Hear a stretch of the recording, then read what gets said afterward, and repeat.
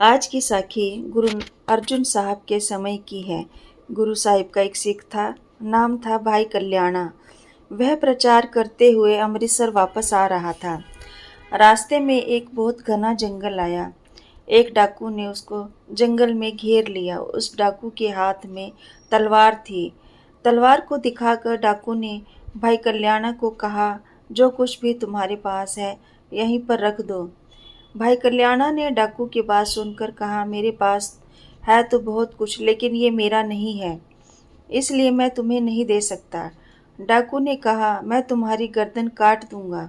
भाई कल्याणा ने कहा, कोई बात नहीं, तुम मेरी गर्दन काट दो, मुझे मारने के बाद चाहे मुझे लूट लो, वो अलग बात है, लेकिन जीते जी मैं तुम्हें ये नहीं दे सकता। आज जो कुछ मेरा अपना है वह तुम जरूर ले सकते हो। ये मेरे पास जो भेंट है वो मेरे गुरु अर्जुन साहिब जी की है, जो संगत ने गुरु जी को दी है। मेरी जिम्मेदारी है इसे गुरु साहिब तक पहुंचाने की। हाँ, तो मुझे मारने के बाद इसको ले लो तो कोई बात नहीं। डाकू उसकी बात सुनकर बड़ा हैरान हुआ कि ये आदमी अपनी जान की परवाह नहीं कर रहा। डाकू ने भाई कल्याणा से कहा, भाई तुम सच बोल रहे हो? उसने कहा, हाँ मैं सच बोल रहा हूँ। साध संगत जी, उस डाकू का नाम था लखू धाड़वी। आसपास के लोग उससे बहुत ज़्यादा डरते थे। वह लोगों को मारकर उनका सामान छीन लेता था। लखू धाड़वी ने सोचा, इस आदमी के पास पैसा भी है लेकिन देने को तैयार नहीं है। ऊपर से ये कह रहा है, अगर मेरा होता तो जरूर दे देता। संगत की भेंट है इसलिए नहीं दे सकता। उस डाकू ने पूछा, तुम्हारा गुरु कहाँ रहता है? भाई कल्याणा ने कहा, श्री अमृत साहिब में रहता है। लखू धाड़वी ने उसको कहा, अगर तुम्हारी बात सच निकली तो मैं तुम्हें छोड़ दूंगा, लेकिन अगर तुम्हारी बात गलत निकली तो तुम्हारे गुरु के सामने ही तुम्हें मार दूंगा। ये कहकर वह डाकू साथ चल दिया।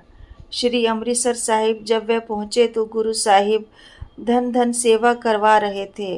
भाई कल्याणा गुरु जी को देखा तो उन्हें नमस्कार किया और संगत से इकट्ठी हुई भेंट गुरु जी के चरणों में रख दी।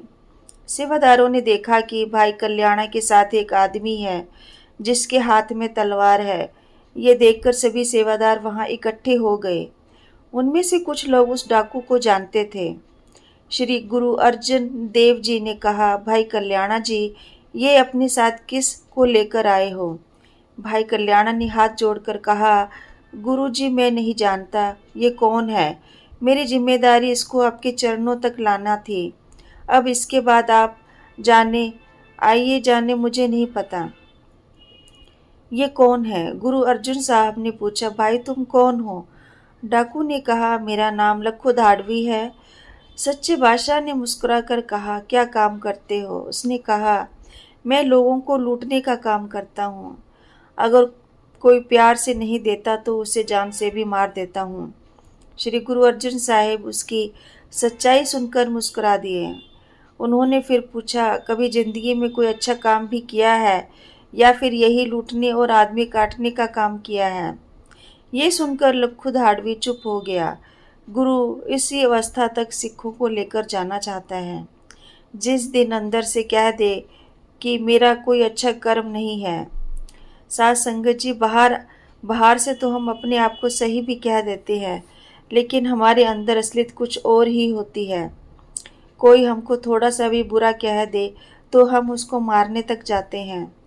गुरु अर्जन साहब उनकी बात सुनकर बहुत खुश हुए कि कम से कम ये आदमी सच तो बोल रहा है। अगर हमने जीवन में कभी अच्छा काम भी किया है, लेकिन अगर कोई हमसे पूछ लेता है तो हम अपनी बड़ाई करने में पीछे नहीं रहते। गुरु अर्जुन साहब ने खुद उससे पूछा, अच्छा ये तो बता दो कि बुरे काम कितने किए हैं? उसने कुछ सोचकर कहा, महाराज जब से होश संभाली है सबसे पहले चोरी करता था, उसके बाद डाकू बन गया, उसके बाद आदमियों को मारना भी सीख गया। महाराज मुझे गिनती नहीं है कि मैंने कितने बड़े काम किए हैं। श्री गुरु अर्जुन साहब ने उसकी बाजू पकड़ ली। बहुत ही अच्छे उस डकैत के भाग होंगे कि गुरु साहिब ने एकदम, अगर किसी की बहुत ज़्यादा भाग्य या किस्मत होती है तभी गुरु उसकी बाजू पकड़ता है। गुरु अर्जुन साहब ने उसकी बाजू पकड़कर कहा, भाई मेरी आंखों में देख, जैसे ही लघु ने गुरु साहिब की आंखों में देखा, एक ही पल में गुरु जी ने उसके सारे अवगुण, सारी बुराइयां खत्म कर दी और वह लखू डकैत से संत बन गया। अर्जुन साहिब ने उसको कहा, बोल सतनाम वाहे गुरु। ये होती है गुरु की दया। गुरु हमारी कमियां और बुराइयों को देखकर हमसे कभी भी पीछे नहीं हटता। वह तो हमारी कमियां और बुराइयों को ख़त्म करके हमें उस सतनाम से मिलाने के लिए आते हैं।